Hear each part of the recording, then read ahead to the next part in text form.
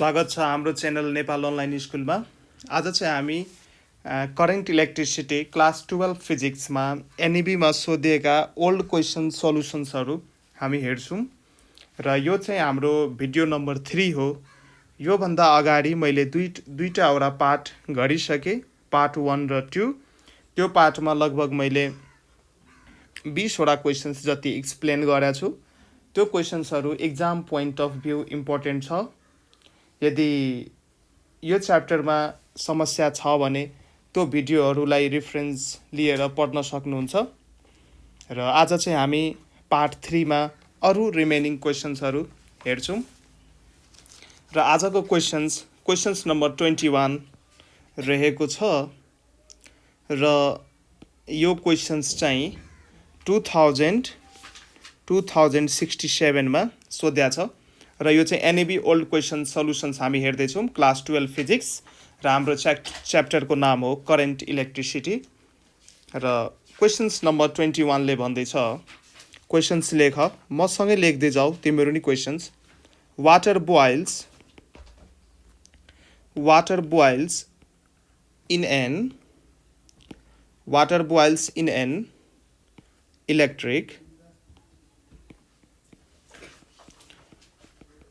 electric kettle in 15 minutes. एउटा electric केटलमा पानी चाहिँ 15 मिनटमा बोइल हुन्छ after being switched on. After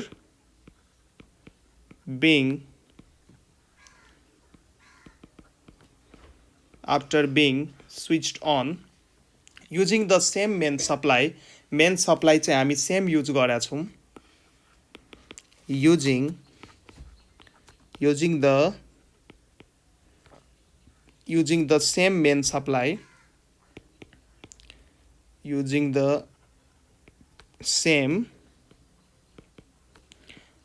supply क्वेसन्सहरू लेख्दै जाऊ। should the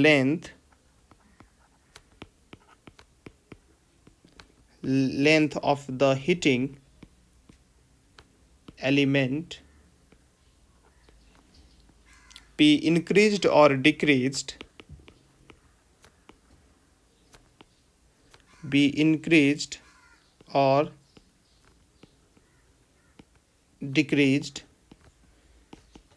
if the water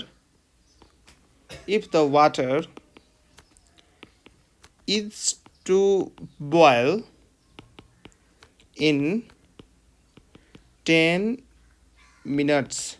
Explain. Question बुझ्नुभयो? क्वेसनले के भन्दैछ भने मसँग एउटा इलेक्ट्रिक केटल छ र त्यो इलेक्ट्रिक केटलमा मलाई पानी बोइल गर्नु पर्यो र त्यो पानीलाई बोइल गर्न 15 मिनट्स टाइम लागिरहेछ। पानीलाई कम्प्लिटली बोइल गर्न हामीलाई 15 मिनट्स टाइम लागिरहेछ। यदि त्यही पानीलाई 10 मिनट्समा यदि बोइल गर्नु पर्यो भने जुन हिटिङ एलिमेन्ट छ, हिटरमा जुन हिटिङ एलिमेन्ट हुन्छ त्यसको लेन्थ घटाउनु पर्यो कि बढाउनु पर्यो, के गर्नु पर्यो भनेर क्वेसन्सले सोधेको छ। र यो चाहिँ 2 मार्क्सको क्वेसन्स हो। यो 2067मा सोधेको छ। अब हेरौँ, यो दुईटै केसमा हामीले सेम मेन सप्लाई युज गर्छौँ। So voltage of main supply हामी दुईटै केसमा सेम लिन सक्छौँ र दुईटै केसमा हामीलाई पानीलाई बोइल गर्नु छ। पानी एउटा 100 डिग्री सेल्सियसमा बोइल हुन्छ र दुईटै केसमा हामीलाई पानी बोइल गर्नु छ भने सेम हिट हामीले सप्लाई गर्नुपर्ने हुन्छ। सो मानौँ H be the amount of heat supplied in both cases, किनकि पानीलाई बोइल गर्नु पर्यो भने 100 डिग्री सेल्सियसमा पानीलाई बोइल गर्नु पर्यो भने त्यसमा हामीले सेम एमाउन्ट अफ हिट दियो भने पानी चाहिँ के हुन्छ त? बोइल हुन्छ। So same amount of hit हामीले सप्लाई गर्नुपर्ने हुन्छ। let h be the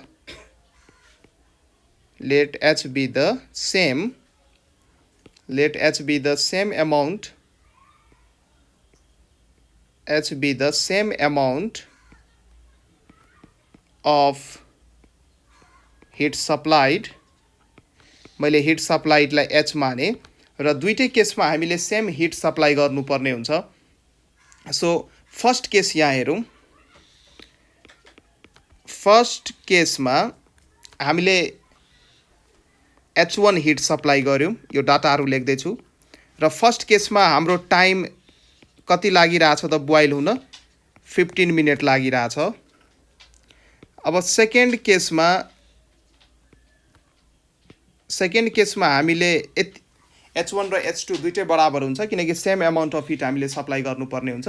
so second केसमा हामीले H2 amount of heat supply गर्यौँ र सेकेन्ड केसमा टाइम T2 कति लाग्छ त हामीलाई थाहा छैन, त्यो चाहिँ हामीले क्याल्कुलेट गर्नु पर्यो। र यहाँ चाहिँ हामी सेम वाटरलाई बोइल गर्दैछौँ, सो दुईटै केसमा same amount of heat supply गर्नुपर्ने हुन्छ। So H1 equals to H2 मान्न सक्छौँ हामी। H1 चाहिँ फर्स्ट केसको, H2 चाहिँ सेकेन्ड केसको।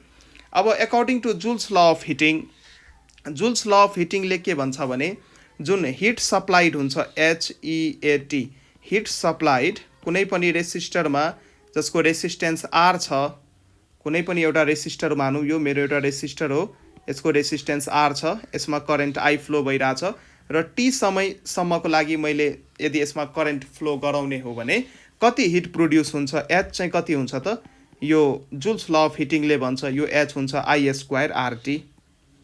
यो डेरिभेसन थाहा हुनुपर्छ तपाईँहरूलाई र hit supplied I² RT। So दुईटै केसमा हामीले सेम हिट सप्लाई गरेका छौँ तर टाइम फरक छ, टाइम फरक भयो नि same amount of heat supply गरेका छौँ।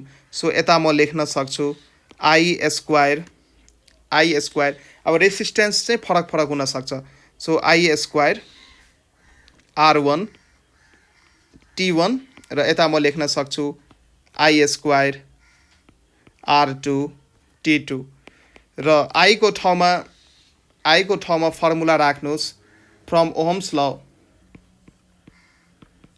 ल अनुसार हाम्रो potential difference V equals to IR हुन्छ र I भनेको के भइदियो त V/R भइदियो। सो I² को ठाउँमा म के लेख्न सक्छु V² R1 लेख्न सक्छु। यहाँ I1 को स्क्वायर गरिदिउँ या I2 को स्क्वायर गरिदिउँ, ठिक छ। रेसिस्टेन्स यदि चेन्ज भयो भने करेन्ट पनि चेन्ज हुन्छ, त्यसैले I1 I2 मैले माने। सो I लाई म अब हेर्नुहोस् I1 र I2 लाई म V र R को टर्म्समा एक्सप्रेस गर्न सक्छु। सो I1² भनेको V²/R1 र हामीले सेम मेन सप्लाई युज गरेका छौँ, त्यसैले दुईटै केसमा V चाहिँ सेम हुन्छ र यहाँ हामी लेख्न सक्छौँ, ठिक छ। यहाँ I को ठाउँमा हामी V/R लेख्न सक्छौँ। सो यसको स्क्वायर गर्ने बेला यसरी म एक स्टेप अझै लेखिदिन्छु। सो यसको यहाँ स्क्वायर गर्नु पर्यो र यहाँ R1 T1 छ, यतापट्टि पनि V/R2 को स्क्वायर गर्नु पर्यो र यहाँ चाहिँ R2 T2 छ। तल के भयो R1 स्क्वायर भयो र माथि एउटा R1 छ, एउटा टर्म क्यान्सल हुन्छ। सो म लेख्न सक्छु V²/R1 T1 equals to V²/R2 T2 लेख्न सक्छु। सो र मेन सप्लाईको भोल्टेज हाम्रो सेम दिएको छ त यो र यो V² क्यान्सल हामी गर्न सक्छौँ। सो यहाँबाट हामी लेख्न सक्छौँ T1/R1 इक्वल्स टु T2/R2 र यसलाई एरेन्ज गरेर लेख्दाखेरि R2/R1 इक्वल्स टु T2/T2। यो रेसियो हेर्नुहोस्, यो रेसियोले के रिप्रेजेन्ट गर्दैछ त, resistance is directly proportional to time. र यहाँ T1 जुन मैले सबस्क्रिप्ट T1 जुन युज गरेको छु, T1 चाहिँ यो इनिसियल टाइम कति लागेको थियो त, इनिसियल हिटिङ गर्न टाइम कति लागेको थियो त 15 मिनट लागेको थियो। So T1 represents 15 minute. अब T2 हामीलाई थाहा छैन, अब 10 मिनट छ या क्वेसनमै भनेको छ। यदि मलाई 10 मिनटमा बोइल गर्यो भने यो T2 चाहिँ हाम्रो के भयो त फाइनल टाइम भयो, इनिसियल केसको टाइम र फाइनल टाइम, फाइनल केसको टाइम। यदि थोरै समयमा बोइल गर्नु छ भने यसलाई म फाइनल टाइम लेखिदिन्छु र यो क्वेसनमा हाम्रो 10 मिनट दिएको छ र यो माथिको डाटा लेख्ने बेला यो T2 हाम्रो नोन छ यो 10 मिनेटमा बोइल गर्नु पर्यो यो।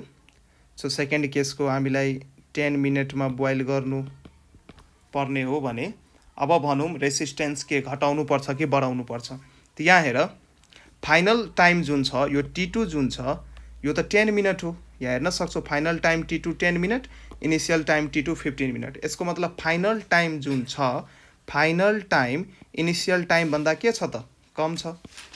फाइनल टाइम T2 जुन छ यो इनिशियल टाइम भन्दा कम छ। सो यो यहाँबाट कम्पेरिजन गर्नुस् रेसिस्टेन्स टाइमसँग प्रोपोर्सनल छ। सो यहाँबाट हामी भन्न सक्छौँ फाइनल रेसिस्टेन्स जुन हुन्छ त्यो वायरको हिटरको जुन हिटिङ एलिमेन्ट वायर छ त्यसको जुन फाइनल रेसिस्टेन्स हुन्छ त्यो चाहिँ इनिशियल रेसिस्टेन्स R1 भन्दा के हुनु पर्यो त कम हुनु पर्यो। यो रिलेसनबाट हामी कम्पेयर गरेर हेर्न सक्छौँ। सो फाइनल रेसिस्टेन्स के हुनु पर्यो त कम हुनु पर्यो। So R2 represents the resistance of while. यदि 10 मिनटमा हिट गर्नु पर्यो भने यो चाहिँ फाइनल रेसिस्टेन्स हामी मान्न सक्छौँ वायरको। यदि 10 मिनटमा हिट गर्नु पर्या छ भने र यो R1 लाई हामी इनिशियल रेसिस्टेन्स मान्न सक्छौँ त्यो हिटिङ एलिमेन्टको। अब मलाई भन फाइनल रेसिस्टेन्स हामीले वायरको कम राख्नु पर्यो। अब वायरको रेसिस्टेन्स केमा डिपेन्डेन्ट गर्छ, वायरको रेसिस्टेन्स केमा डिपेन्ड गर्छ। अब यी सब कुरा तिमीहरूलाई थाहा छ। Resistance of the wire R is equals to rho L by L, where rho is the resistivity अथवा specific resistance, L is the length of conductor and A is the area of cross section. So from above relation we can see जुन resistance of the wire छ यो चाहिँ length of the वायरसँग directly proportional छ।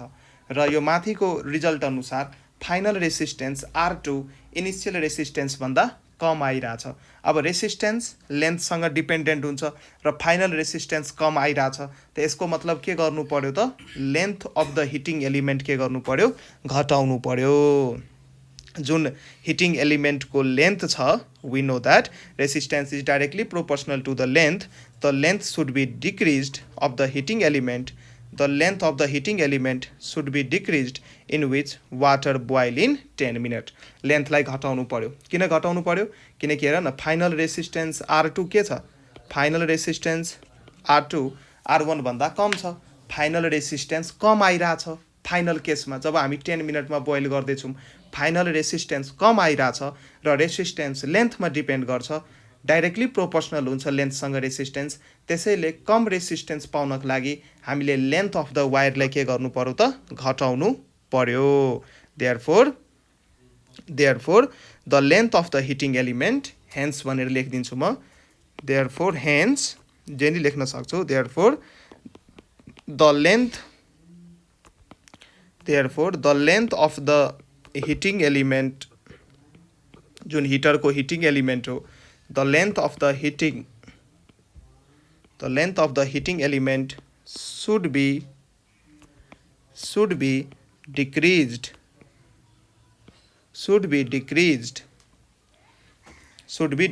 in which water boil in 10 minutes. यदि हामीलाई 10 मिनटमा पानी बोइल गर्नु छ भने हामीले लेन्थ अफ द हिटिङ एलिमेन्टलाई के गर्नुपर्ने हुन्छ त घटाउनु पर्ने हुन्छ। कस्तो अचम्म, लेन्थलाई घटाइसकेपछि रेसिस्टेन्सलाई घटाइसकेपछि त्यो झन् के भयो त चाँडै बोइल हुने भयो। This is called physics. The length of the heating element should be decreased in which water boil in 10 minute. In which water boil in 10 minute. यदि हामीलाई 10 मिनटमा पानी बोइल गर्नु पर्यो भने length of the heating element के गर्नुपर्ने हुन्छ त घटाउनु पर्ने हुन्छ। सो यो चाहिँ हाम्रो क्वेसन नम्बर 21 थियो आजको फर्स्ट क्वेसन्स। अब हामी सेकेन्ड क्वेसन्सतिर जाँदैछौँ। सबै क्वेसन्सहरू लेख्दै जाऊ, पढ्दै जाऊ। यति पढ्यो भने एनइबीमा टेन्सन लिनु पर्दैन। 2068। अब क्वेसन्स नम्बर 2068 यो चाहिँ हाम्रो क्वेसन्स नम्बर 22 हो। अब यसमा चाहिँ सोध्या छ म्याक्सिमम क्वेसन्सहरू रिपिटेड छ है, जुन म गराइसकेको छु त्यो म गराउँदिनँ। बेकारमा भिडियोको लेन्थ किन बढाउने, एउटै कुरा 10 चोटि किन भन्नु पर्यो, तिमीहरूलाई नि बोर फिल हुनसक्छ। यदि रिपिटेड क्वेसन्सहरू आउँछ भने म भन्छु यो रिपिटेड हो, मैले गराइसकेको छु। सो प्रिभियस भिडियोहरू हेर्न सक्छौ so what is the next question हाम्रो रहेको छ, यो नि रिपिटेड क्वेसन हो। वाट इज द, तर म अलिअलि सर्टमा चाहिँ एक्सप्लेन गरिदिन्छु। What is the ratio of maximum to, what is the ratio of maximum to minimum resistance obtainable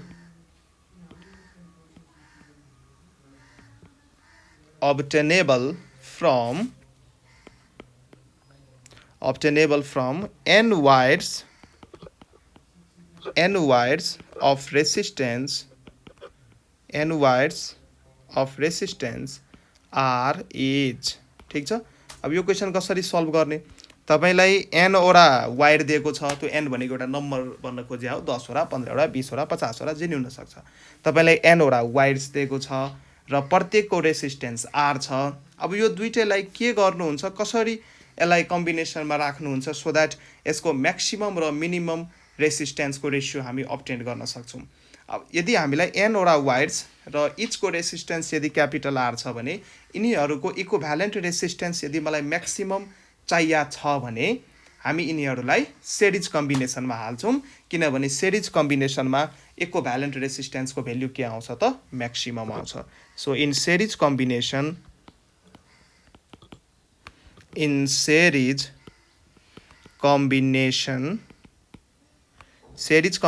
के हुन्छ त, इक्विभ्यालेन्ट रेसिस्टेन्सको भ्यालु म्याक्सिमम आउँछ। सो n वटा वायर छ, अब जति नै हुन सक्यो, एउटा मैले r यहाँ माने, अर्को r मैले यहाँ माने, अर्को r मैले यहाँ माने, यो n टाइम्ससम्म रिपिटेड हुन्छ, n वटा छ र n भनेको कति हो हामीलाई थाहा छैन। र यो सिरिज कम्बिनेसनमा r इक्विभ्यालेन्टको r इक्विभ्यालेन्ट जुन equivalent resistance of the combination आउँछ यसको भ्यालु म्याक्सिमम हुन्छ र सिरिजमा हामी के गर्छौँ, रेसिस्टेन्सहरूलाई जोडिदिन्छौँ। सो यसलाई जोड्दाखेरि r plus r plus r plus r plus r कतिचोटि जोड्नु पर्यो, n टाइम्स जोड्नु पर्यो। सो यसको इक्विभ्यालेन्ट रेसिस्टेन्स के भइदिन्छ त, nr भइदिन्छ। यदि 5 टाइम्स जोड्नु पर्थ्यो भने 5r हुन्थ्यो, 6 टाइम्स जोड्नु पर्थ्यो भने 6r हुन्थ्यो, 10 टाइम्स जोड्नु पर्थ्यो भने 10r हुन्थ्यो र यहाँ हामी n टाइम्स जोड्दैछौँ, त्यसैले nr भयो। यो चाहिँ सिरिज कम्बिनेसन। अब मिनिमम चाहिँ कुन बेला आउँछ त, प्यारलल कम्बिनेसनमा जब हामी कनेक्सन गर्छौँ, प्यारलल कम्बिनेसनमा मिनिमम आउँछ इन प्यारलल कम्बिनेसन। जब यिनीहरूलाई म प्यारलल कम्बिनेसनमा राख्छु त्यति बेला चाहिँ के हुन्छ त, एउटा वायर भयो। अब योसँग अर्कोलाई प्यारललमा यसरी राख्नुस्, फेरि प्यारललमा राख्नुस्, फेरि प्यारललमा राख्नुस्। सो यति कतिचोटि गर्नु पर्यो त, n टाइम्स गर्दै जानु पर्यो यो, किनकि n वटा वायर छ, n टाइम्स गर्दै जानु पर्यो। यसको नि रेसिस्टेन्स होला, फेरि n टाइम्स गर्दै जानुस्। सो मैले यसो डट डट डट गरिदिएँ, dot dot represents n times, एउटा जेनरल केस बनाउँदैछु र यो सबैको रेसिस्टेन्स के दिएको छ त, यसको नि resistance r r r r r, यो सबैको r दिएको छ र यो n टाइम्स रिपिटेड छ। यो कतिचोटि रिपिटेड छ, यो n टाइम्स रिपिटेड छ। अब यो प्यारललमा इक्विभ्यालेन्ट रेसिस्टेन्स कसरी झिक्ने, प्यारललमा यदि इक्विभ्यालेन्ट रेसिस्टेन्स झिक्नु पर्यो भने कसरी हामी झिक्छौँ त, यो पोइन्टको एक्रस मैले n वटा रेसिस्टर्सलाई प्यारललमा कनेक्ट गरेको छु। यो पोइन्ट, यो दुईटा पोइन्टको एक्रसमा n वटा रेसिस्टर्स जसको रेसिस्टेन्स r छ त्यसलाई चाहिँ म प्यारलल कम्बिनेसनमा कनेक्ट गरेको छु। र अब यसको इक्विभ्यालेन्ट निकाल्नु पर्यो भने प्यारललमा इक्विभ्यालेन्ट कसरी निकालिन्छ, 1/r इक्विभ्यालेन्ट गरेर 1/r equivalent equals to 1/r1 plus 1/r2 गर्दै हामी गर्छौँ। सो यो सर्किटको 1/r इक्विभ्यालेन्ट र प्यारलल कम्बिनेसनमा r इक्विभ्यालेन्टको भ्याल्यु मिनिमम आउँछ। So r equivalent minimum equals to 1/r1 plus 1/r2 गर्दै कतिचोटि जानु पर्यो त, n टाइम्ससम्म जानु पर्यो। र यहाँ सबै रेसिस्टरको भ्याल्यु r नै दिएको छ। सो हामी 1/r plus 1/r plus 1/r plus यो कतिचोटि जोड्नु पर्यो n टाइम्स जोड्नु पर्यो सो n टाइम्स जोड्दाखेरि यो तल r नै हुने भयो सो 1 प्लस 1 प्लस 1 प्लस यो कति टाइम्स हामीले जोड्नु पर्छ n टाइम्स जोड्नु पर्छ सो माथि के भइदिन्छ त 5 टाइम्स जोड्नु पर्यो भने माथि 5 हुन्छ र माथि हामी n टाइम्स जोड्दै छौं सो माथि के हुन्छ त n/r हुन्छ therefore 1/r equivalent 1/r equivalent को भ्यालु चाहिँ n/r भयो सो यसलाई रेसिप्रोकल गर्नुस् यसलाई पल्टाउनुस् सो r इक्विभ्यालेन्ट मिनिमम को भ्यालु के भइदिन्छ त r/n भइदिन्छ सो क्वेशन्सले माथि के सोध्दै छ त मैक्सिमम टू मिनिमम रेसिस्टेंस को रेशियो निकाल therefore r equivalent maximum upon r equivalent minimum अब r equivalent maximum कति आएको छ माथि r equivalent maximum कति आछ nr आछ सिरिज कम्बिनेसन मा यो nr आएको छ र r equivalent minimum कति आएको छ त r/n आएको छ अब यसलाई पल्टाउनुस् nr into n/r भयो र यहाँबाट हामी यो r क्यान्सल गर्न सक्छौं सो हाम्रो result भइदिन्छ n² therefore the required ratio is r max r equivalent max by r equivalent represents equivalent resistance r equivalent max by r equivalent r equivalent minimum को ratio के आयो त n² आयो अब हामी नेक्स्ट क्वेशन हेर्छौं यहाँ n² =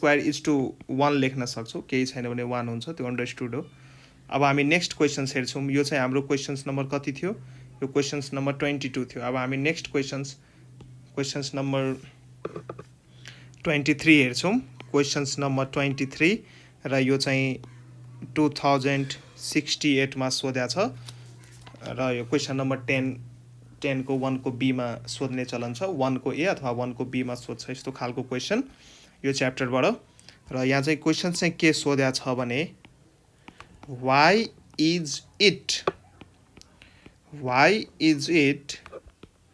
essential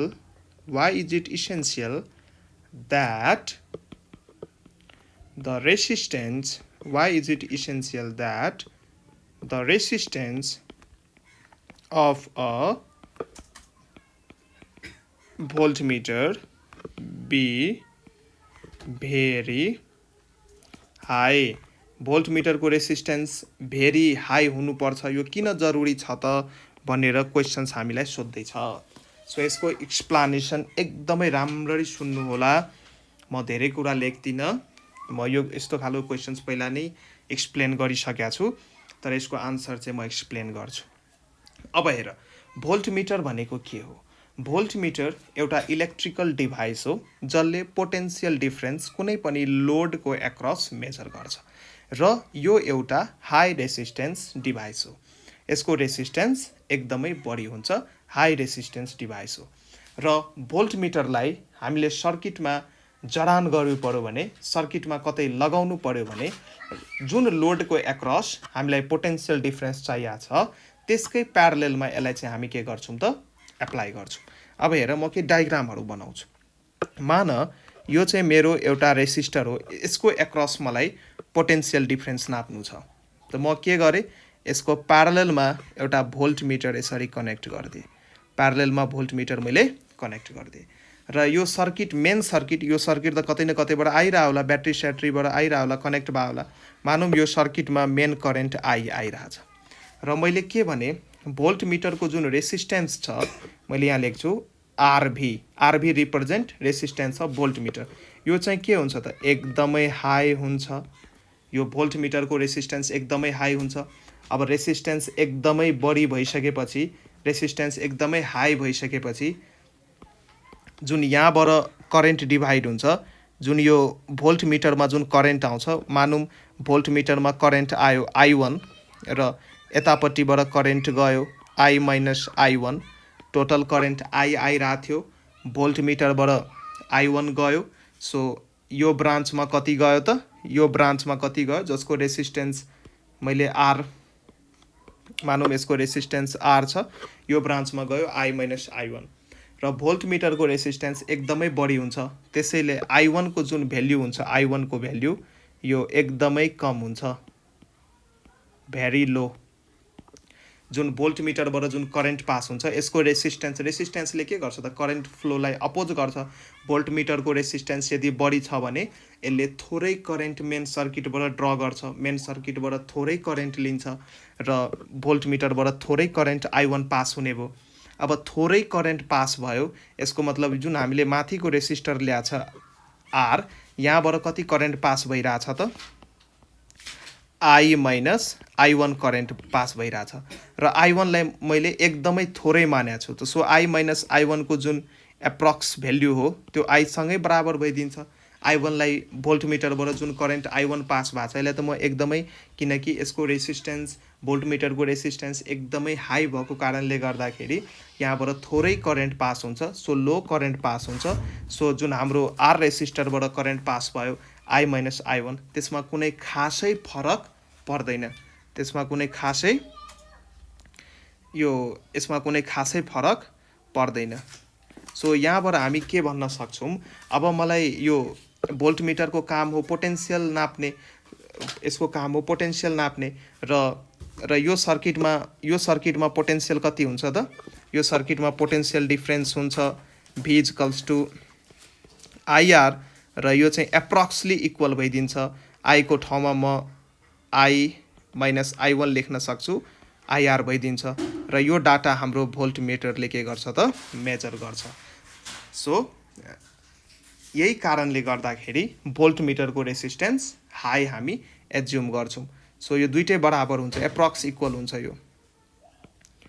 यो दुइटै के हुन्छ त एप्रोक्सिमेटली इक्वल हुन्छ।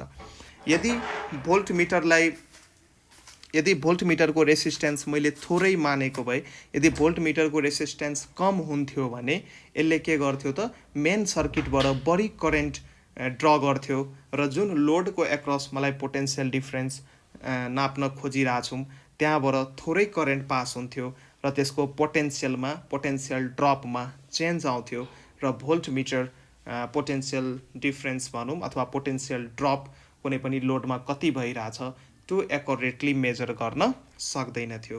सो यही कारण हो कि जुन भोल्टमिटर हुन्छ, भोल्टमिटरको रेसिस्टेन्स इसेन्सियली नेसेसरीली हाई हुनु पर्यो, लो छ भने काम हुँदैन। अब हामी नेक्स्ट क्वेसन्स हेर्छौँ, यो चाहिँ हाम्रो क्वेसन नम्बर 23 थियो।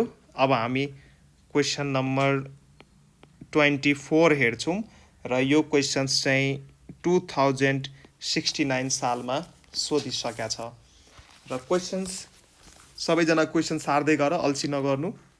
म यहाँ क्वेसन सार्दैछु, तपाईहरु नै सार्दै गर्नु। यदि केही पाउनु छ भने लाइफमा मेहनत गर्न सिक्नुहोस्, मेहनत गरिएन भने केही पाउन सकिँदैन। सो लेख्नबाट नडराउनुहोस्, लेखिराख्नुहोस्, पढिराख्नुहोस्, ठिक छ। म क्वेसन सार्दैछु भने तपाईँ नि सार्नुहोस्, एउटा विश्वास डेभलप हुन्छ।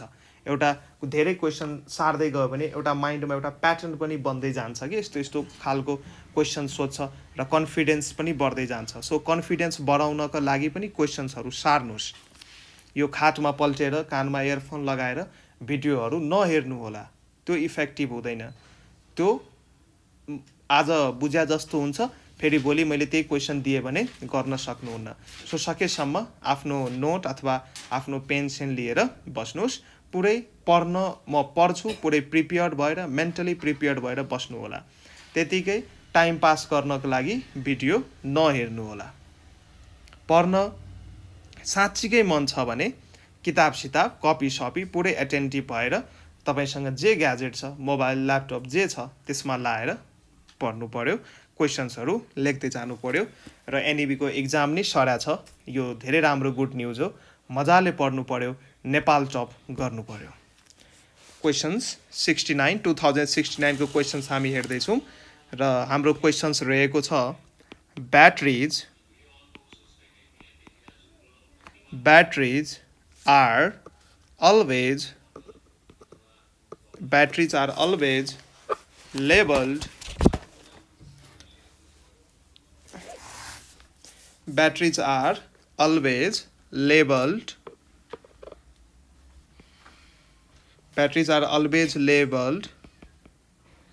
यो भनेको with their batteries are always labeled with their EMF. Would it also be appropriate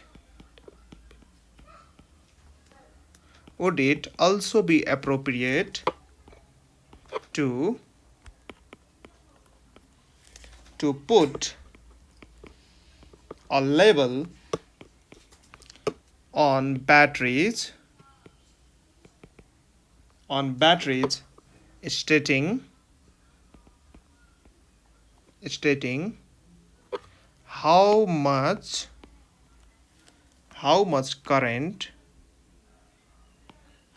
current they provide.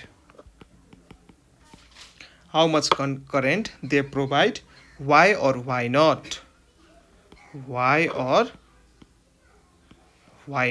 यो चाहिँ क्वेशन्स सोध्या छ तपाईलाई 2 मार्क्समा 69 मा सोध्या थियो क्वेशन्सले के भन्दैछ भने तपाईहरुले ब्याट्रीज अथवा पसलमा जाँदा अथवा सेलहरु किन्दा ब्याट्रीहरु किन्दा त्यसमा चाहिँ त्यो ब्याट्रीको कति EMF हुन्छ भनेर त्यसको पछाडी लेखा हुन्छ तर त्यो ब्याट्रीबाट हामी कति करेन्ट पाउन सक्छौं यो कुरा चाहिँ मेन्सन गरे हुँदैन र क्वेशन्सले त्यही तपाईलाई सोध्दै छ के ब्याट्रीमा करेन्ट मेन्सन गर्न सकिन्छ कि सकिदैन यो ब्याट्रीले यति करेन्ट दिन्छ यो कुरा लेख्नु कतिको बुद्धिमानी हो कि होइन लेख्न सकिन्छ कि सकिदैन भनेर क्वेशन्सले सोध्या छ सो आन्सर हो के नो लेख्न सकिदैन हामी ब्याट्रीमा EMF चाहिँ लेख्छौं तर यो ब्याट्रीले यति करेन्ट दिन्छ भनेर हामी लेख्दैनौं किनकि कुनै पनि सेल अथवा कुनै पनि ब्याट्रीले कति करेन्ट दिन्छ यो डिपेन्ड हुन्छ त्यो ब्याट्रीको एक्सटर्नल रेसिस्टेन्समा अथवा जुन ब्याट्री तपाईको कुनै सर्किटमा लाउनु हुन्छ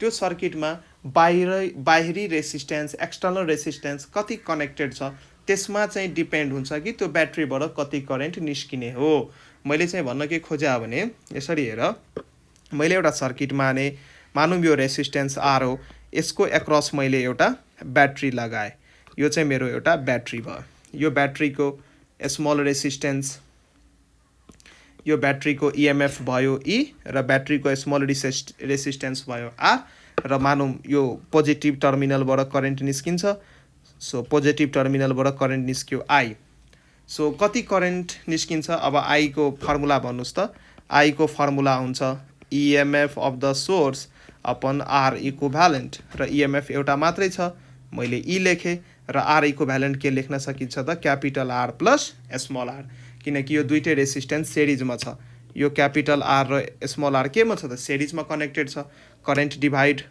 हुँदैन दुईटैमा जति करेन्ट यहाँबाट निस्क्यो I त्यही यहीँबाट आएर ब्याट्रीबाट जति निस्किन्छ त्यति नै छिर्छ सो एकछिन म डायग्राम फेरि बनाइदिन्छु यो भयो मेरो डायग्राम ठीक छ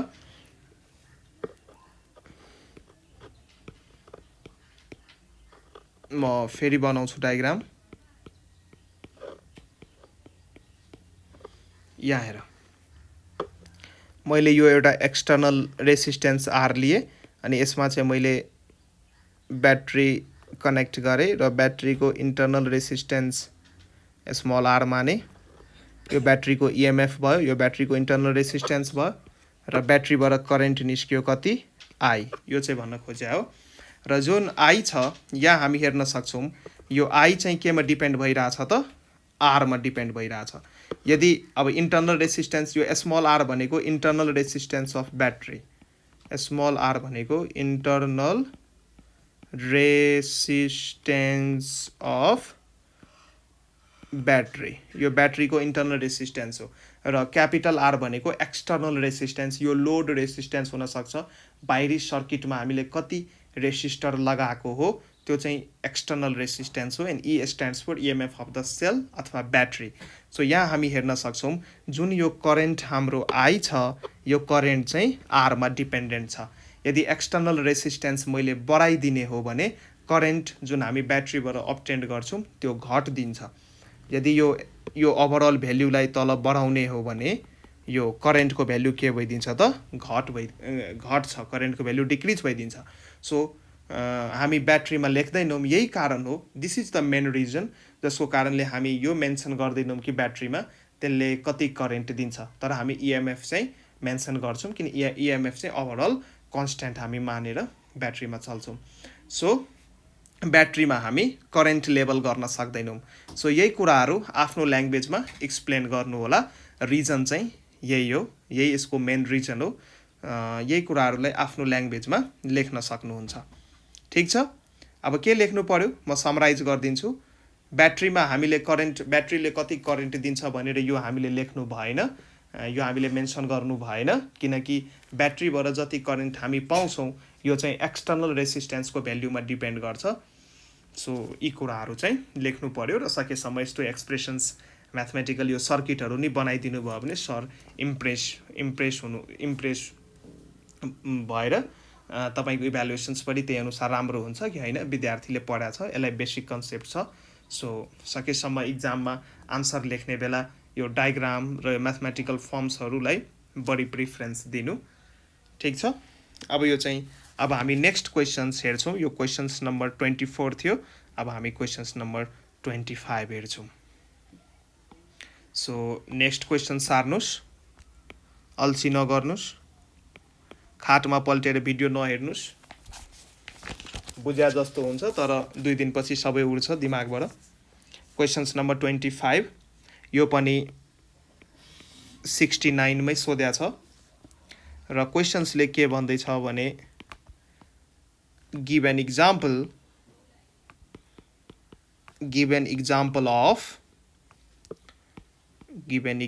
of non-ohmic conductor. Give an example of non-ohmic conductor and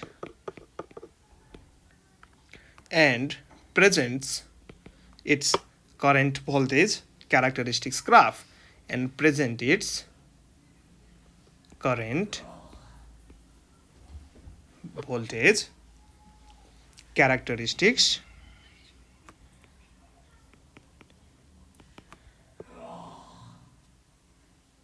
RISTIC characteristics graph present गर।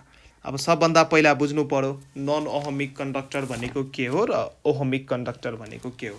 त धेरै सिम्पल छ, थ्योरिटिकल कुराहरू तपाईहरुलाई थाहा हुनुपर्छ। सो ओहमिक कन्डक्टर भनेको त्यस्तो कन्डक्टर जसले चाहिँ ओहम्स ललाई ओबे गर्छ। यदि ओहमिक कन्डक्टरमा भोल्टेज भर्सेस करेन्टको ग्राफ बनाउने हो भने मानौँ मैले यता करेन्ट लिए, यता मैले भोल्टेज लिए, यो चाहिँ ओहमिक कन्डक्टरको इक्जाम्पल दिन खोज्दैछु। ओहमिक कन्डक्टरमा करेन्ट भर्सेस भोल्टेजको ग्राफ बनाउनु भयो भने त्यो ग्राफ चाहिँ के आउँछ त, स्ट्रेट लाइन आउँछ। तर नन ओहमिक कन्डक्टरमा ग्राफ स्ट्रेट लाइन आउँदैन, त्यो नन लिनियर हुन सक्छ, त्यो कर्भ्ड हुन सक्छ। यो चाहिँ ओहमिक कन्डक्टर। सो करेन्ट भोल्टेजको पोजिसन फ्लिप गर्न सक्नुहुन्छ किनकि ओहम्स लले के भन्छ भने current is directly proportional to the voltage, यो भनेको voltage is directly proportional to the current. So same thing यहाँ भी को ठाउँमा यहाँ चाहिँ आई नै लेख्न सक्नुहुन्छ र यता आई लेख्नुहुन्छ भने यता भी लेख्नुहोस्, त्यस्तो केही खासै फरक पर्दैन। ठीक छ, आई भर्सेस भी को ग्राफ हामी ड्र गर्छौँ। आई भर्सेस भी को ग्राफ यो चाहिँ हाम्रो ओहमिक कन्डक्टर थियो। यो चाहिँ यो जुन हामीले ग्राफ बनाएको छौँ यो चाहिँ ओहमिक कन्डक्टरको ग्राफ हो र ओहमिक कन्डक्टरमा करेन्ट भर्सेस भोल्टेजको जुन ग्राफ हुन्छ एउटा लिनियर हुन्छ, स्ट्रेट लाइन हुन्छ। तर नन ओहमिक कन्डक्टरमा ग्राफ चाहिँ लिनियर हुँदैन। यदि जन्सन डायोडको ग्राफ कोर्ने हो भने, यदि जन्सन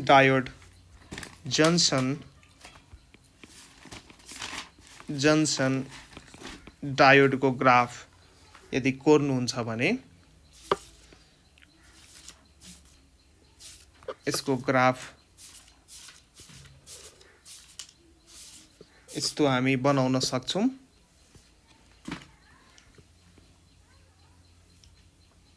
यो semi कन्डक्टरमा पर्नुहुन्छ।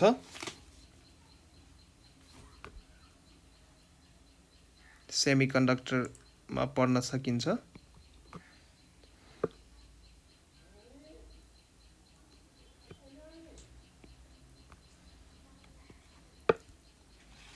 Let me draw the graph once again.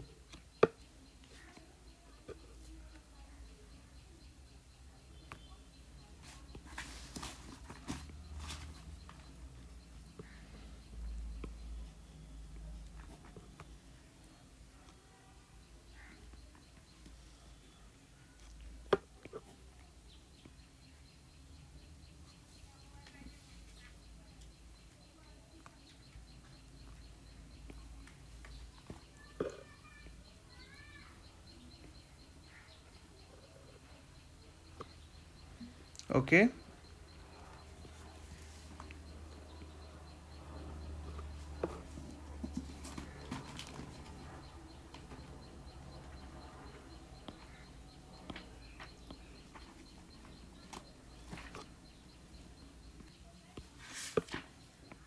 Let me draw the graph once again. This device is very much sensitive, so के हुन्छ बेला बेला यो डायग्राम त्यो मजाले बनाऊ। यो सेमी कन्डक्टरमा तिमी पढ्छौ। यो जन्सन डायोडको ग्राफ हो जुन एउटा नन ओहमिक कन्डक्टर हो, जुन चाहिँ एउटा नन ओहमिक कन्डक्टर हो। यो जन्सन डायोडमा पर्छौ।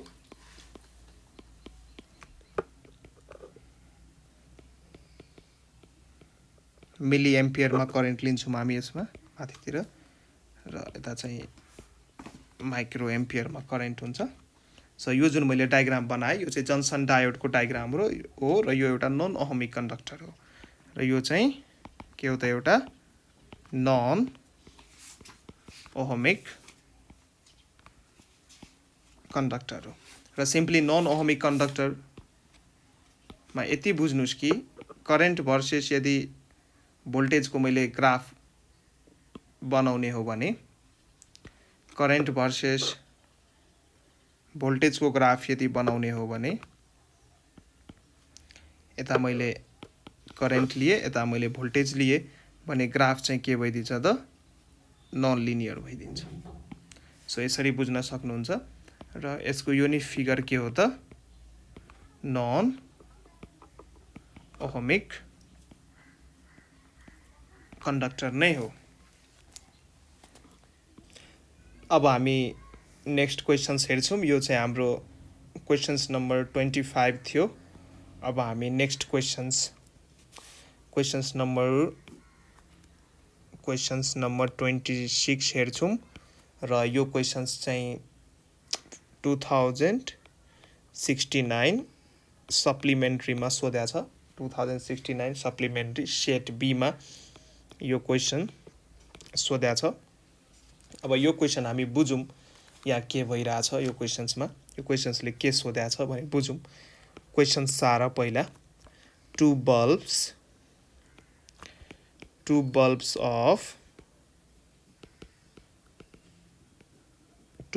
of different wattage, मतलब दुईटा बल्बको डिफरेंट वाट को दुईटा बल्ब दिया छ, are connected in series मा कनेक्ट गरेका छ। which bulb will glow brighter, are connected in series, which bulb will glow brighter, कुन बल्ब चाहिँ ब्राइटर ग्लो गर्छ भनेर दुईटा बल्ब दिया छ क्वेशन्समा, र उनीहरूको वाट पनि दिएको छैन, रेसिस्टेन्स पनि दिएको छैन।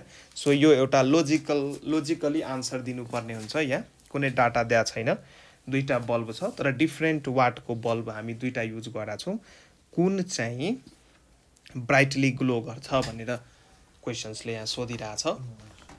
मानौँ यहाँ चाहिँ भोल्टेज अफ द मेन्स हामी भी मानौँ यो दुईटैलाई हामी मेन्समा सप्लाई गरेका छौँ र मानौँ हामी र मेन्सको भोल्टेज चाहिँ भी छ यसको मतलब दुईटै बल्बमा कति भोल्टेज एप्लाई हुने भयो त भी नै एप्लाई हुने भयो let V is the voltage on each bulb यो लेट गरिदिउँ केही डाटा दिएको छैन त्यसैले लेट गर्नु पर्यो लेट यो भी चाहिँ हाम्रो के हो त दुईटै बल्बमा एप्लाई भएको भोल्टेज हो let V be the voltage let V be the voltage on each bulb V be the voltage on each bulb र R1 R2 चाहिँ उनीहरूको रेसिस्टेन्स हुन्छ भनेर यो नि मान्नुस् let R1 and R2 be the resistance of two bulbs R1 and R2 be the resistance of two bulb दुईटा बल्बको resistance मैले माने र यहाँ पावरको पनि डाटा दिएको छैन त पावर पनि मान्नुस् late P1 and P2 be powers of two bulb respectively let P1 and P2 be the electrical power of two bulb मैले माने अब यहाँ हेर्नु क्वेसन्समा दुईटा बल्ब तर डिफ्रेन्ट पावर्सको भनेको छ सो म यहाँ मान्न सक्छु मैले माने सेकेन्ड बल्ब जुन छ त्यसको पावर चाहिँ फर्स्ट बल्बको पावरसँग बढी छ मैले यो नि सपोज गरेँ एज्युम गरेँ किनकि क्वेसन गर्न त केही न केही एजम्सन्स त गर्नुपर्ने हुन्छ क्वेसन्समा केही भनेको छैन डाटा केही दिएको छैन सो त्यही अनुसार हामी एजम्सन गर्दैछौँ कुन चाहिँ ब्राइटली ग्लो गर्छ त्यो क्वेसन्सको आन्सर दिनको लागि सो दुईटै बल्बको पावर डिफ्रेन्ट छ मैले सेकेन्ड बल्बको पावर चाहिँ फर्स्ट बल्बको पावरभन्दा बढी माने र हामीलाई थाहा छ यो हिट डेभलप्ड भनेकै पावर कन्ज्युम्ड हो हिट जुन डेभलप्ड हुन्छ हामीसँग एउटा फर्मुला हुन्छ पावर पी भनेको हुन्छ करेन्ट इन्टु भोल्टेज पावर जुन पी हुन्छ करेन्ट इन्टु भोल्टेज र ओहम्स ल अनुसार V इक्वल्स टु आइआर भइदिन्छ so V equals to IR भइसकेपछि I भनेको V बाई आर भयो therefore power P equals to I को ठाउँमा के लेख्न सकिन्छ त V बाई आर लेख्न सकिन्छ into V therefore power equals to V square by R र आर यदि रेसिस्टेन्सको एउटा जेनरल फर्मुला लेख्ने भने V स्क्वायर बाई P यो चाहिँ हामी लेख्न सक्छौँ सो माथिको यहाँ यो रिलेसन्सबाट हामी के कन्क्लुड गर्न सक्छौँ भने अब दुईटै बल्बमा त हामीले सेम भोल्टेज V एप्लाई गरेका छौँ सो यो भोल्टेज जुन V छ यसलाई त हामी कन्स्ट्यान्टको रूपमा ट्रिट गर्न सक्छौँ सो जुन यो रेसिस्टेन्स R हो यो पावरसँग इन्भर्सली प्रोपोर्सनल आइरहेछ सो अब एउटा यदि इक्वेसन्स हामी लेख्न यो इन्भर्सली प्रोपोर्सनलको मिनिङ चाहिँ के भयो भने यो यदि मलाई R1 बाई R2 यतापट्टि लेख्न मन छ भने उतापट्टि म P2 बाई P1 लेख्छु किनकि इन्भर्सली प्रोपोर्सनल छ यदि डाइरेक्टली प्रोपोर्सनल भइदिएको भए R1 by R2 equals to P1 by P2 हुन्थ्यो तर यहाँ त इन्भर्सली प्रोपोर्सनल छ सो यसरी म के गर्न सक्छु त यसलाई लेख्न सक्छु सो यहाँ चाहिँ मैले चाहिँ के एज्युम गरेको छ भने सेकेन्ड बल्बको जुन पावर छ फर्स्ट बल्बको पावरभन्दा बढी छ यो चाहिँ मैले एज्युम गरेँ अब सेकेन्ड बल्बको पावर बढी छ र पावर र रेसिस्टेन्स इन्भर्सली प्रोपोर्सनल छ त्यसको मतलब सेकेन्ड बल्बको जुन रेसिस्टेन्स छ त्यो फर्स्ट बल्बको रेसिस्टेन्ससँग के हुन्छ त कम हुन्छ फर्स्ट बल्बको रेसिस्टेन्ससँग कम हुन्छ अब हामी यो अब कुन बल्ब चाहिँ मोर ब्राइटली ग्लो हुन्छ त जुन बल्बको एक्रस मोर हिट डेभलप हुन्छ मोर हिट यदि डेभलप हुन्छ भने त्यहाँ मोर पावर डेभलप हुन्छ र त्यो बल्ब चाहिँ मोर ब्राइटली के हुन्छ त यो ग्लो गर्छ सो जुल्स ल अफ हिटिङबाट हामीले थाहा छ हिट प्रोड्युस्ड अथवा हिट डेभलप्ड पर सेकेन्ड अथवा per unit of time Joule's law of heating from Joule's law of heating Joule's law of हिटिङबाट हामीलाई के थाहा छ heat developed per unit time जुन एच हुन्छ पर युनिट टाइममा भन्दैछौँ त्यसैले यो आई स्क्वायर आर हुन्छ र यो दुईटै कम्बिनेसनलाई यहाँ हेर त क्वेसनमा के भनेको छ सिरिजमा कनेक्ट गरेको छ क्वेसनमा के भनेको छ सिरिजमा त सिरिजमा त करेन्ट कन्स्टेन्ट हुन्छ सो सिरिज भनेको कारणले गर्दाखेरि करेन्ट आईलाई म के मान्न सक्छु त कन्स्टेन्ट मान्न सक्छु यसको मतलब हिट डेभलप्ड जुन छ यो डाइरेक्टली रेसिस्टेन्ससँग प्रोपोर्सनल हुने भयो हिट डेभलप्ड डाइरेक्टली रेसिस्टेन्ससँग प्रोपोर्सनल हुने भयो र यो सेकेन्ड बल्बको रेसिस्टेन्स बढी छ यहाँ हेर यो R2 is the resistance of second बल्बको रेसिस्टेन्स के छ त बढी छ त्यसैले सेकेन्ड बल्बले के गर्छ त बढी पावर खान्छ र second bulb more brightly glow गर्छ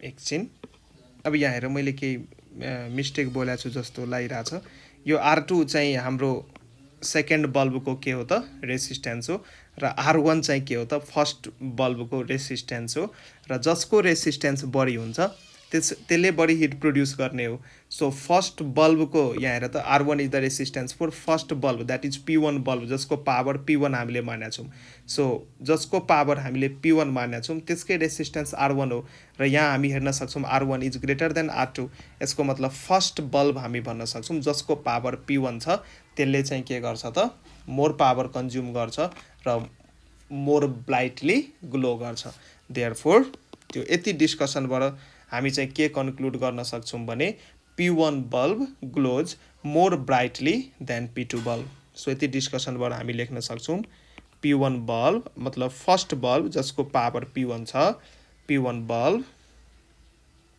glows more brightly than P2 bulb यस्तो किन भयो किनकि माथि हामीले एजम्सन के गरेका थियौँ सेकेन्ड बल्बको पावर फर्स्ट बल्बको पावर भन्दा बढी छ भनेर यो हामी एजम्सन गरेर यो अगाडि बढाएको थियौँ तर यहाँ रिलेसन्स त एजम्सन्स जुन हामीले गरेका थियौँ तर जुन हाम्रो रिलेसन्स आयो रेसिस्टेन्स त पावरसँग इन्भर्सली प्रोपोर्सनल छ सेकेन्ड बल्बको पावर हामीले बढी मानेका थियौँ त्यसैले सेकेन्ड बल्बको रेसिस्टेन्स R2 कम आउने भयो यो रिलेसन सेकेन्ड बल्बको रेसिस्टेन्स R2 कम आउने भयो र रेसिस्टेन्स यदि कम आइरहेछ भने त्यसले पावर पनि कम खान्छ त्यसैले सेकेन्ड बल्ब जसको पावर P2 छ त्यो चाहिँ ब्राइटली ग्लो गर्दैन र फर्स्ट बल्ब जसको पावर P1 छ र जसको रेसिस्टेन्स R1 छ र R1 चाहिँ R2 भन्दा ठुलो छ त्यसैले first bulb that is R1 जसको पावर P1 छ यसले चाहिँ बढी हिट प्रोड्युस गर्छ बढी पावर खान्छ त्यसैले यो मोर ब्राइटली ग्लो गर्छ सो यो चाहिँ यसको एक्सप्लेनेसन थियो यो चाहिँ क्वेसन नम्बर कति थियो त क्वेसन्स नम्बर 26 थियो अब हामी नेक्स्ट क्वेसन्स हेर्छौँ क्वेसन नम्बर 27 अब हामी क्वेसन नम्बर 27 हेर्छौँ सो क्वेसन नम्बर 27 यो चाहिँ 2069 मा सोधेको छ is there any difference between resistance of the wire and resistivity of the wire resistance र रेसिस्टिभिटीमा कुनै फरक छ भनेर क्वेसन्सले सोधेको छ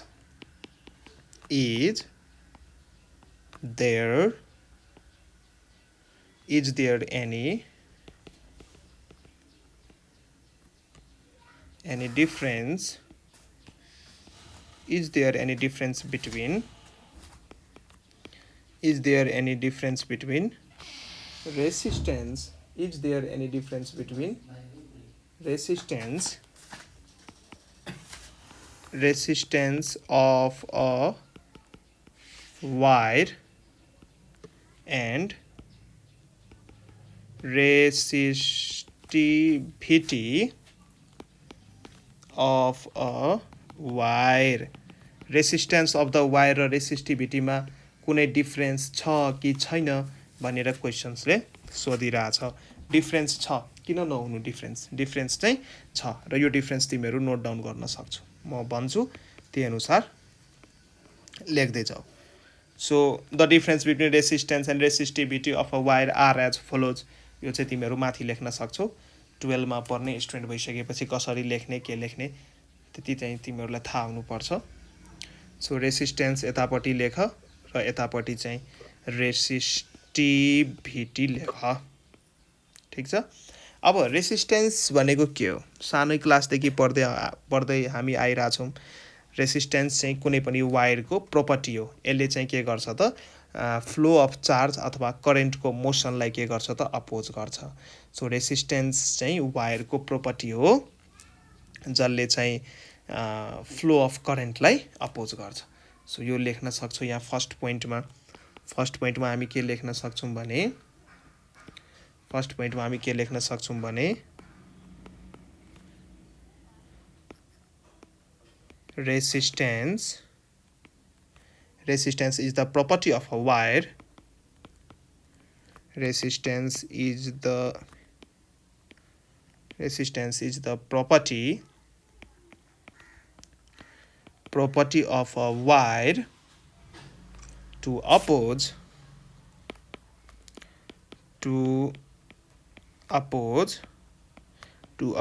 the flow of current through it. To oppose the flow of current through it. यसले चाहिँ वायरको प्रोपर्टी हो जसले करेन्टलाई चाहिँ के गर्छ त अपोज गर्छ। अनि रेसिस्टिभिटी भनेको के हो भने यदि हामीले कुनै पनि वायरको लेन्थ युनिट लेन्थ मान्छौँ र युनिट क्रस सेक्सनल एरिया मान्छौँ, यो चाहिँ एउटा स्पेशल कन्डिसन इम्पोज गरेको छ। वायरको लेन्थ युनिट हुनु पर्यो, युनिट लेन्थ हुनु पर्यो, maybe 1 centimetre, maybe 1 metre, anything. But त्यसको एरिया पनि यदि unit square cross sectional area पनि यदि युनिटमै लिन्छ भने त्यति बेला जुन त्यसको रेसिस्टेन्स हुन्छ त्यसलाई नै हामी रेसिस्टिभिटी भन्छौँ। र रेसिस्टिभिटी चाहिँ वास्तवमा मेटेरियलमा डिपेन्ड हुन्छ। सो यसको फर्स्ट पोइन्ट लेखौँ, resistivity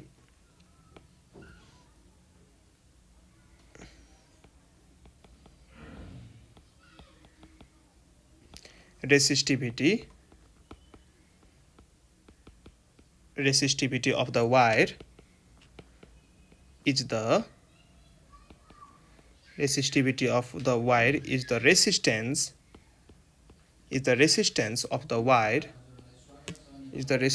of the wire of unit length and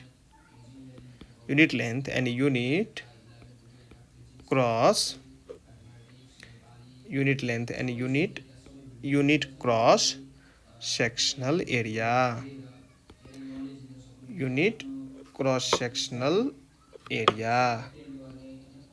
यो चाहिँ हामी लिन सक्छौँ। अब चाहिँ रेसिस्टेन्समा अर्को हामीले डिफरेन्स लेख्यौँ। रेसिस्टेन्स चाहिँ लेन्थ र क्रस सेक्सनल एरियासँग भ्यारी गर्छ। त हामी यो लेख्न सक्छौँ, रेसिस्टेन्स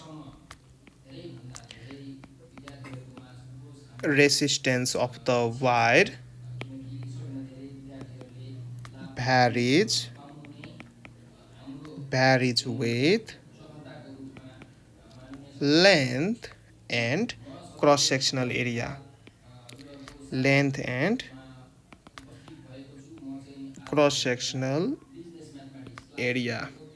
यसरी हामी लेख्न सक्छौँ।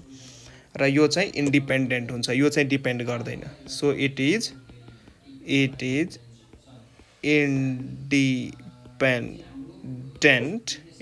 independent to the length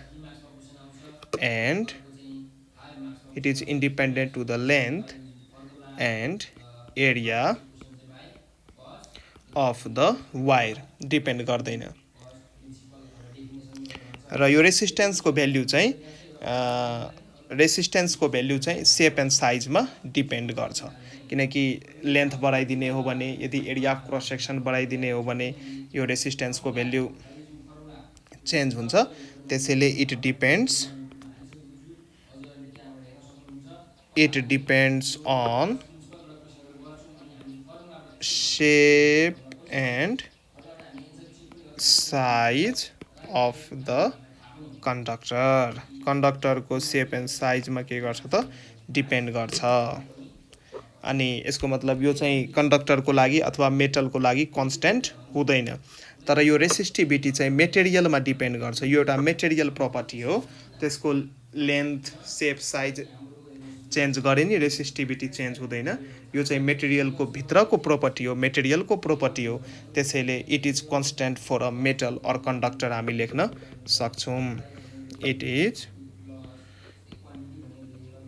is constant for metal or conductor.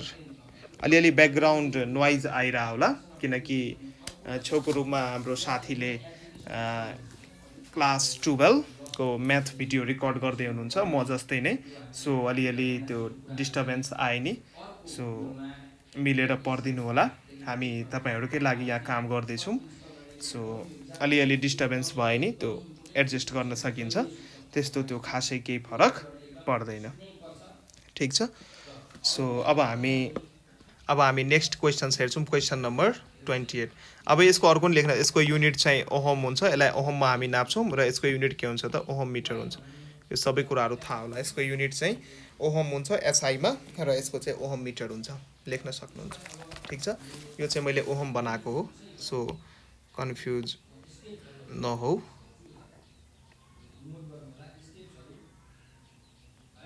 यो चाहिँ ओहम भयो ओएचएम ओहम को सिम्बल हो र यतापट्टि चाहिँ के हुन्छ त ओहम मिटर हुन्छ यतापट्टि के हुन्छ त ओहम मिटर हुन्छ यो चाहिँ हाम्रो क्वेशन्स नम्बर 27 थियो अब चाहिँ हामी क्वेशन नम्बर 28 हेर्छौं र क्वेशन नम्बर 28 2070 मा सोधिसकेको छ र क्वेशन्स चाहिँ हाम्रो के सोध्या छ भने क्वेशन चाहिँ हाम्रो के सोध्या छ भने when the ends of the wire are connected to a battery लेख्दै जाऊ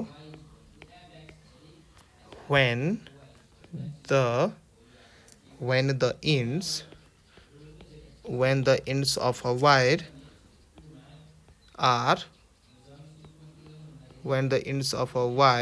are connected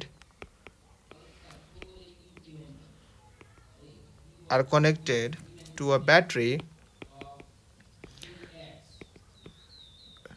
initially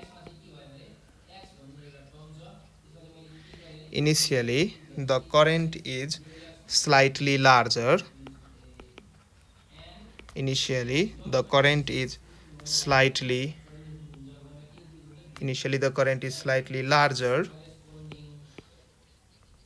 but soon it decreases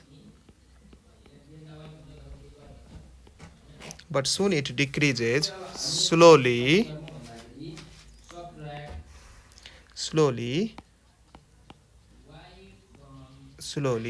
and becomes steady at a lower value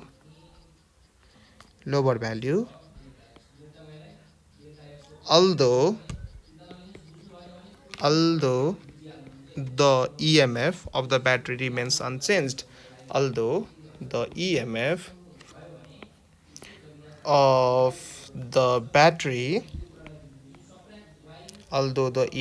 the battery remains unchanged explain भनेर क्वेशनले सोध्या छ क्वेशनले के भन्दै छ भने जब हामी when the ends of the wire are connected to a battery initially the current is slightly larger सुरुमा जब हामी कुनै यो ब्याट्रीको अक्रस कुनै कन्डक्टिङ वायर कनेक्ट गर्छौं त्यति बेला चाहिँ करेन्ट हाई हुन्छ तर एकछिन पछि चाहिँ यो डिक्रिज हुन्छ र एउटा becomes slowly but soon it decreases slowly and becomes steady at a lower value although the EMF of the battery remains unchanged यस्तो चाहिँ किन भयो भने सुरुमा चाहिँ त्यो कनेक्टिङ वायरको रेसिस्टेन्स के हुन्छ त कम हुन्छ र जसरी त्यसमा करेन्ट फ्लो हुँदै जान्छ अब करेन्ट फ्लो भइसकेपछि त्यहाँ इलेक्ट्रोन्सहरूको कोलिजन्स हुन्छ कोलिजन्स हुन्छ पोजिटिभ सेन्टर्सहरूसँग अथवा आफैमा अर्को इलेक्ट्रोनसँग कोलिजन्स हुन्छ र मेटल्स चाहिँ के हुन्छ त तातिन्छ। कोलिजन्स भइसकेपछि कोलिजन्स हुने बेलामा के हुन्छ त इलेक्ट्रोनले गेन गरेको जुन काइनेटिक एनर्जी हो त्यो चाहिँ केमा कन्भर्ट भइदिन्छ थर्मल एनर्जीमा कन्भर्ट भइदिन्छ र हाम्रो कन्डक्टर तातिन्छ र कन्डक्टर तातिसकेपछि त्यसको टेम्परेचर पनि स्लाइटली इन्क्रिज हुन्छ र टेम्परेचर यदि भेरिएसन भयो भने टेम्परेचर यदि फरक पर्यो भने त्यो कन्डक्टरको रेसिस्टेन्स पनि बढ्छ किनकि हामीले रेसिस्टेन्सको यो फर्मुला पढाएको छौँ। सो रेसिस्टेन्स R2 भनेको एउटा हुन्छ initial resistance 1 plus alpha del theta यो चाहिँ हाम्रो फर्मुला हो। रेसिस्टेन्स टेम्परेचरसँग भ्यारी हुने फर्मुला हो यो रेसिस्टेन्स टेम्परेचरसँग भ्यारी हुने फर्मुला हो। R2 equals to R1 1 plus alpha theta. So यहाँ हामी लेख्न सक्छौँ यसलाई R1 1 प्लस अल्फा थीटा भनेको यो भनेको T2 माइनस T1 अथवा थीटा 2 माइनस थीटा 2 लिन यो जे नि लेख्दा हुन्छ टेम्परेचर हो तिमी जुन फर्मेटमा यो T2 चाहिँ फाइनल टेम्परेचर हो। सो T2 चाहिँ के हो त final temperature of the conducting wire भयो किनकि हिट डेभलप हुन्छ इलेक्ट्रोन मुभ हुँदाखेरि कोलिजन्सहरू गर्दाखेरि हिट डेभलप हुन्छ त्यो हिट डेभलपले गर्दाखेरि त्यो वायरको टेम्परेचर पनि बन्छ। सो फाइनल टेम्परेचर भयो T2 र यसलाई थीटा 1 ले नै रिप्रेजेन्ट गर्न सक्छौँ। सो थीटा 1 र थीटा 2 किनकि मैले फाइनलको कुरो गर्दैछु सो यो थीटा 2 अथवा थीटा 2 ले रिप्रेजेन्ट गर्न सक्छौँ किनकि फाइनल टेम्परेचर हो र थीटा 1 र T1 भनेको यसलाई तिमी इनिसियल टेम्परेचर भन्न सक्छौ र यही चाहिँ यसको एक्सप्लेनेसन हो। यसको एक्सप्लेनेसन के भयो त initially the resistance of wire is small and large current flows. सुरुमा चाहिँ वायरको रेसिस्टेन्स कम हुन्छ त्यसैले धेरै करेन्ट फ्लो हुन्छ तर आफ्टर सम टाइम केही समयपछि वायर्स गेट हिटेड वायर्स चाहिँ तातिन्छ किनकि इलेक्ट्रोन्सहरू कोलाइड गर्दाखेरि आफ्नो काइनेटिक एनर्जी त्यहाँ आफ्नो काइनेटिक एनर्जी सेयर गर्दाखेरि अब कोलिजन हुने बेला त एनर्जी त सेयर हुन्छ। सो इलेक्ट्रोनहरूसँग जुन काइनेटिक एनर्जी हुन्छ त्यो चाहिँ सेयर भएर थर्मल एनर्जीमा कन्भर्ट हुन्छ जसको कारण चाहिँ कन्डक्टर चाहिँ के भइदिन्छ त हट भइदिन्छ र हट भइसकेपछि अब हामीलाई थाहा छ रेसिस्टेन्स चाहिँ टेम्परेचर डिपेन्डेन्ट हो। यदि टेम्परेचर बढ्यो भने त्यसको रेसिस्टेन्स पनि बढ्छ र यही कारणले गर्दाखेरि करेन्ट के हुन्छ त डिक्रिज भइदिन्छ। सो सुरुमा अलिकति बढी करेन्ट अब्जर्भ भए तापनि फाइनली चाहिँ करेन्टको भ्याल्यु डिक्रिज भएर एउटा स्टेडी भ्याल्यु अब्टेन्ड हुन्छ। यो चाहिँ यसको एक्सप्लेनेसन थियो। अब हामी यो चाहिँ हाम्रो क्वेसन नम्बर 28 थियो। अब हामी क्वेसन नम्बर 29 हेर्छौँ। क्वेसन नम्बर 29 र क्वेसन नम्बर 29 चाहिँ 2070 मा सोध्या छ र यो नि यस्तै खालको क्वेसन हो। क्वेसन्सले के सोध्या छ भने why does an electric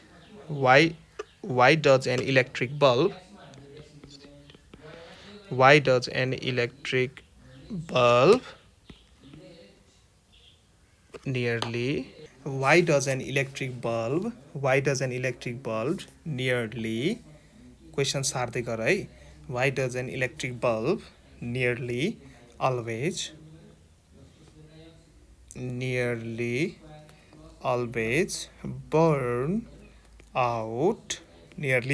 burn out just as we turn on the light।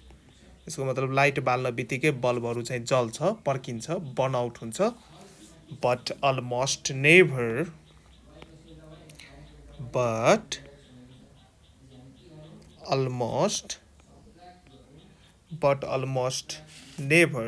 while the light is shining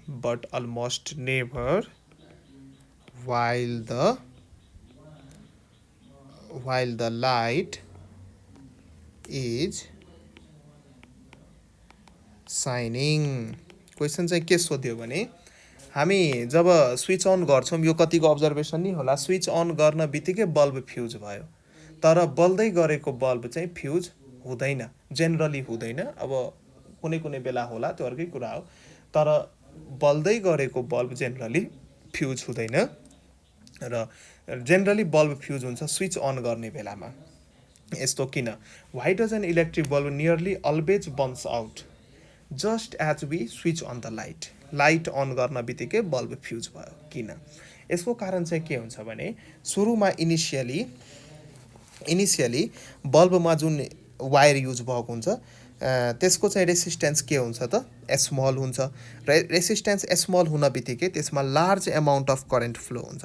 तर after some time large amount of current flow भयो सुरुमा, large amount of current flow हुन बित्तिकै त्यही कारण हो त्यो fuse हुने। एकदमै बढी एमाउन्ट अफ करेन्ट फ्लो भइदियो, त्यसैले फ्युज भयो। तर यदि त्यो बल्ब फ्युज भएन भने सुरुमा त्यो के हुन्छ? करेन्ट जुन पास हुन्छ, करेन्ट पास हुँदा हुँदा त्यो वायर के हुन्छ त? हिट हुँदै जान्छ, तातिन्छ। किनकि रेसिस्टेन्स अफ द जुन यो बल्बको जुन फिलामेन्ट हुन्छ त्यसमा त रेसिस्टर लाग्या हुन्छ, त्यो स्प्रिङ जस्तो हुन्छ नि, त्यही बल्बको फिलामेन्टको रेसिस्टेन्स हो।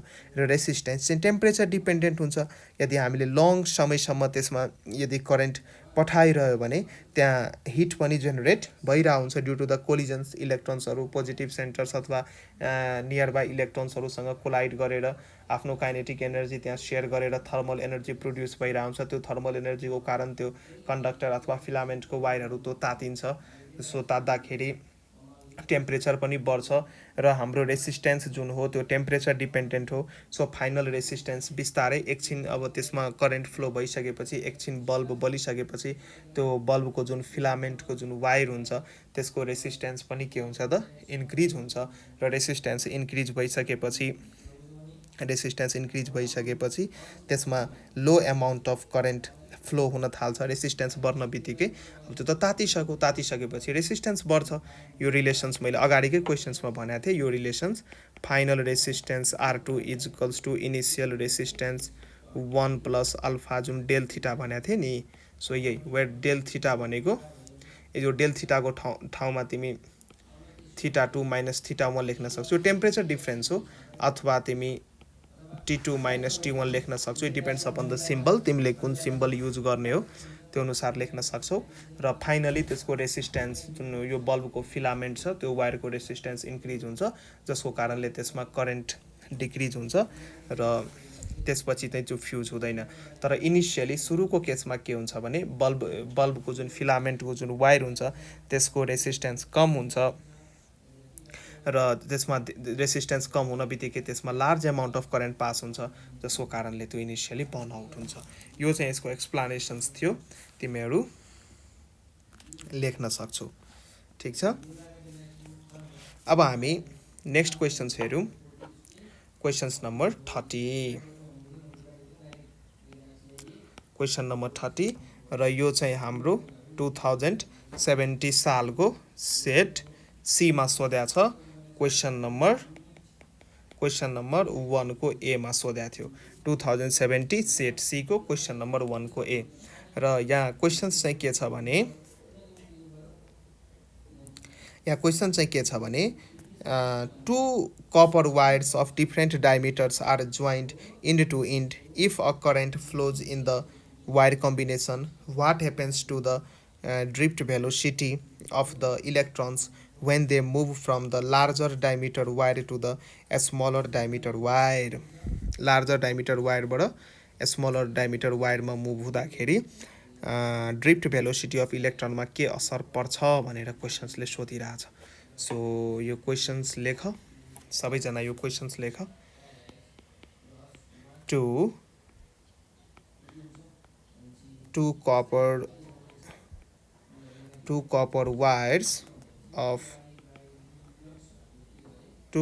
wires of different diameters, यो भनेको are joined end to end if a current flows in the wire combination if a current flows in the wire combination, what happens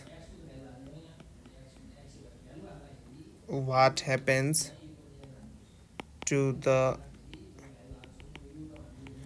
drift velocity? What happens to the drift velocity? What happens to the drift velocity of the electrons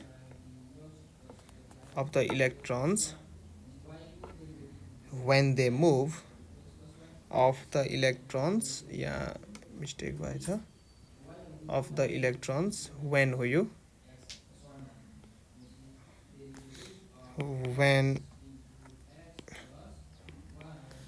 when they move from the larger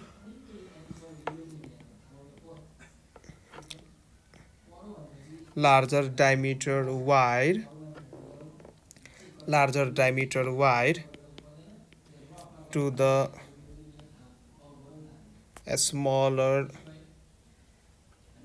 diameter wire. यसको answer के हुन्छ सोच। यसको answer लेख्नु पर्दा यहाँ चाहिँ electrons हेर त कसरी मुभ भइरहेछ। Two copper wires of different diameters are joined to end to end if the current flows in the wire combination what happens to the drift velocity of the electrons. Drift भेलोसिटीमा के फरक पर्छ जब चाहिँ electrons when they move from larger diameter wire to smaller diameter wire. मानु मसँग यसरी दुईटा वायर थियो, एउटा वायर यो थियो र यसमा मैले अर्को स्मल डायमिटरको वायर युज गरेको छु। यो दुईटैको डायमिटर फरक छ, ठीक छ। यसको area of cross section A1 छ र यसको area of cross section A2 छ र यसमा चाहिँ करेन्ट फ्लो भइरहेछ। यो जुन मैले यो वायर यहाँ लिएको छु यसमा चाहिँ करेन्ट फ्लो भइरहेछ। त करेन्ट त दुईटैमा सेम जाने भयो। अब ड्रिफ्ट भेलोसिटीमा के फरक पर्छ भनेर सोधिरहेछ। सो सिम्पल हो, ड्रिफ्ट भेलोसिटीको फर्मुला त करेन्ट भनेको के हो, भेना, VENA। कसरी याद गर्ने, भिनाजुबाट याद गर्नु। करेन्ट भनेको भेना र जुन यो where VD stands for drift velocity, E is the electronic charge, N is the number of electrons per unit volume, यो पनि कन्स्ट्यान्ट हुने भयो मेटेरियलको लागि। ए भनेको क्रस सेक्सनल एरिया। अब यहाँ चाहिँ हामीले क्रस सेक्सनल एरियासँग खेल्नुपर्ने हुन्छ किनकि अब यसलाई रिलेसनमा लेख। सो ड्रिफ्ट भेलोसिटी जुन छ यो भनेको I बाई के भइदिन्छ त ENA इना। सो करेन्ट नि कन्स्ट्यान्ट हुन्छ दुईटै केसमा। इलेक्ट्रोनिक चार्ज त कन्स्ट्यान्ट नै हुने भयो। Number of electrons per unit volume यो पनि अब सेम मेटल हो। टु कपर वायर्स भनेपछि ई नि एन नि सानो एन पनि कन्स्ट्यान्ट हुने भयो। यसको मतलब एरियासँग डिफर हुन्छ। सो यहाँ जुन ड्रिफ्ट भेलोसिटी छ यो एरिया अफ क्रस सेक्सनसँग के हुन्छ त इन्भर्सली भ्यारी हुन्छ। जब लार्जर डायमिटर टु स्मलर डायमिटरतिर, यो चाहिँ हाम्रो लार्जर डायमिटर हो। यो जुन छ हाम्रो यो जुन छ यो त लार्जर डायमिटर हो र यतापट्टि चाहिँ स्मलर डायमिटर हो। लार्जर डायमिटरबाट यदि स्मलर डायमिटरतिर इलेक्ट्रोन्सहरू मुभ हुन्छ भने स्मलर डायमिटरको एरिया अफ क्रस सेक्सन के हुन्छ, कम हुन्छ। सो यो रिलेसन्स ल, स्मलर डायमिटरको एरिया अफ क्रस सेक्सन के हुन्छ त कम हुन्छ। सो स्मलर डायमिटरमा ड्रिफ्ट भेलोसिटी अफ इलेक्ट्रोन के हुन्छ त बढ्छ। सो यही लेख्नु पर्यो, when electrons moves from larger diameter wire to a smaller diameter wire, the drift velocity increases because drift velocity has inverse relationship with area of cross section. So यसलाई मिलाएर लेख्न सक्छौ। लार्जर डायमिटर टु स्मलर डायमिटरतिर जब इलेक्ट्रोन्सहरू move गर्छ त्यति बेला ड्रिफ्ट भेलोसिटी घट्छ। किन, ड्रिफ्ट भेलोसिटी चाहिँ एरिया अफ क्रस सेक्सनमा डिपेन्ड गर्छ र लार्जर टु स्मलरतिर मुभ गर्ने बेलामा एरिया अफ क्रस सेक्सन घट्यो, त्यसैले ड्रिफ्ट भेलोसिटी बढ्यो। सो यो क्वेसन्स, यो भिडियो चाहिँ हाम्रो पार्ट 3 थियो। यसमा हामीले 10वटा क्वेसन गऱ्यौँ।